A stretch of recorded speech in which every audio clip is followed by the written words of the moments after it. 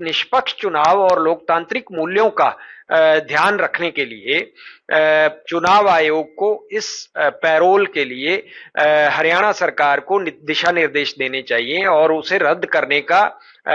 निर्देश देना चाहिए। तो मुझे नहीं लगता कि गुरमीत राम रहीम का ऐसे किसी भी इस तरीके की कोई इमरजेंसी है। हमारी चिंताओं को मुख्य निर्वाचन अधिकारी जो है वो नजरअंदाज करते हैं या स्टेट इसको उसके बावजूद जो है पैरोल देता है, तो कहीं ना कहीं ये हमारे लोकतंत्र के लिए, निष्पक्ष मतदान के लिए चिंताजनक है, गंभीर है। पिछले दिनों जो एप्लीकेशन आवेदन लगा है पैरोल के लिए, उसमें ये भी जिक्र आया है कि इमरजेंसी पैरोल के लिए आवेदन किया गया, क्योंकि जब आदर्श आचार संहिता लागू रहती है तो इलेक्शन कमीशन ऑफ इंडिया की हिदायतों के अनुसार किसी भी सजा याफ्ता कैदी को पैरोल देने से पहले कंसल्ट करना जरूरी होता है इलेक्शन कमीशन से, या मुख्य निर्वाचन अधिकारी जो हैं उनसे कंसल्ट करना जरूरी होता है। तो ऐसा सुनने में आया है कि हरियाणा सरकार की तरफ से जो गुरमीत राम रहीम का पैरोल आवेदन है उसको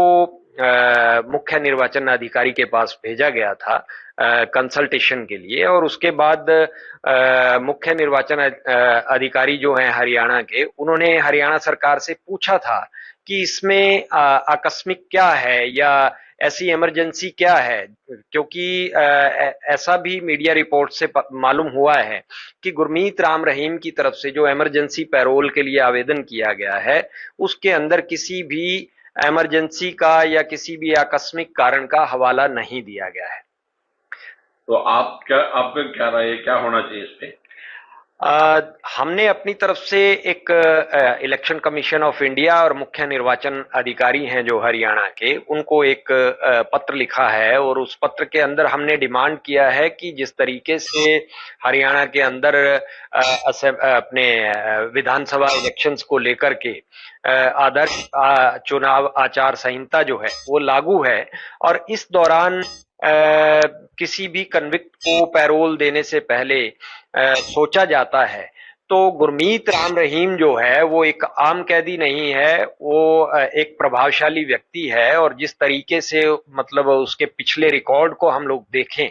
तो लगातार 2 दशकों से वो किसी ना किसी पार्टी की फेवर में, पॉलिटिकल पार्टी की फेवर में अपनी स्किन सेव करने के लिए फतवा जारी करता रहा है, और इसके अलावा वो अपने करोड़ों श्रद्धालु होने का दावा करता है, और लगभग पिछले 2 दशक से हम लोग देख रहे हैं कि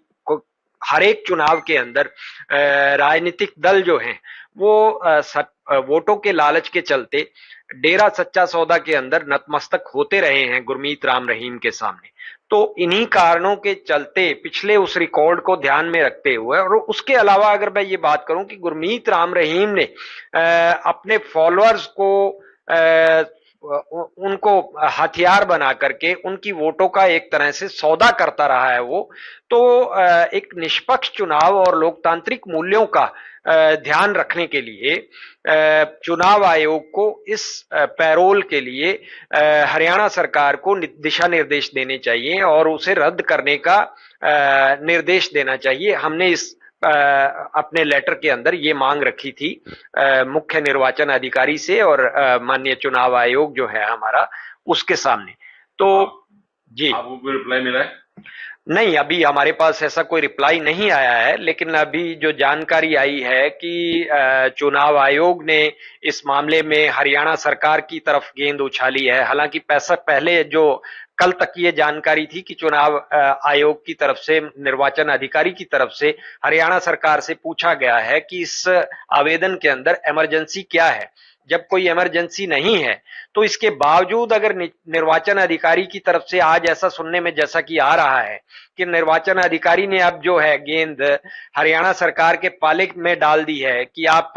पैरोल नियमों का और विभिन्न शर्तों का पालन करते हुए गुरमीत राम रहीम को पैरोल दे सकते हैं। तो हमारा सवाल ये है कि जब कोई ऐसी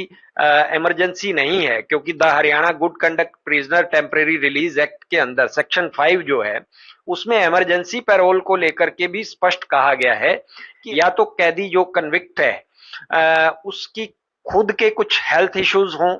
या फिर उसकी ब्लड रिलेशन में फैमिली में कोई डेथ हुई है या कोई मैरिज है, तो इस तरीके की इमरजेंसी है, 2-3 रीजंस जो हैं जिस वजह से उसको इमरजेंसी पैरोल दिया जा सकता है। तो मुझे नहीं लगता कि गुरमीत राम रहीम का ऐसे किसी भी इस तरीके की कोई इमरजेंसी है। बावजूद इसके अगर हमारी चिंताओं को मुख्य निर्वाचन अधिकारी जो है वो नजरअंदाज करते हैं या स्टेट इसको उसके बावजूद जो है पैरोल देता है, तो कहीं ना कहीं ये हमारे लोकतंत्र के लिए, निष्पक्ष मतदान के लिए चिंताजनक है।